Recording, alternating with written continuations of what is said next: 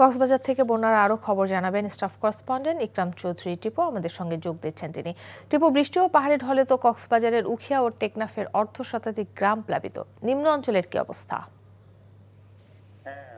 কাকলি, নিম্ন অঞ্চলের অবস্থা এখনো আগের মতোই। বন্যার পানি এখনো আছে।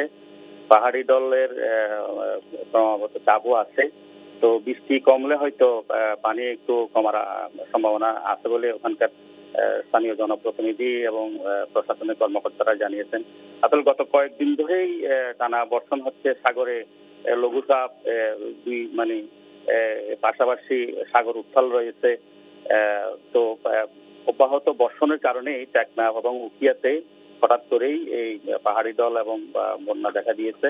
তো বন্যার পানিতে বেশ কিছু গ্রামের বাড়িঘরও ক্ষতিগ্রস্ত হয়েছে।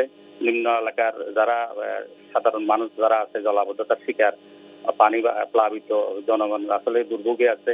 তো স্থানীয় প্রশাসন জানিয়েছে তারা ক্ষতিগ্রস্ত বাড়িঘরের তালিকা প্রণয়ন করতেছে এবং তারা তাদের ক্ষয়ক্ষতি পুষিয়ে দেওয়ার জন্য এবং সামান্য ত্রাণ সহায়তা দেওয়ার জন্য তারা চেষ্টা চালিয়ে যাচ্ছে বলে আমাদেরকে জানিয়েছেন। তো এখনো বৃষ্টি অব্যাহত রয়েছে। আগামী 2 দিন বৃষ্টি অব্যাহত থাকবে বলে কক্সবাজার আবহাওয়া অফিস আমাদেরকে জানিয়েছে। তো এদিকে হঠাৎ করে আজকে কক্সবাজার সমুদ্র সৈকতের ইনফ্রি পয়েন্টে চট্টগ্রাম বিশ্ববিদ্যালয়ের বেশ কয়েকজন শিক্ষার্থী তারা গোসল করতে নামে। তন্মধ্যে একজনের মরদেহ উদ্ধার করা হয়েছে। বাকি 2 জনকে এখনো উদ্ধারের তৎপরতা চালিয়ে যাচ্ছে টুরিস্ট পুলিশ এবং লাইফ গার্ড কর্মীরা।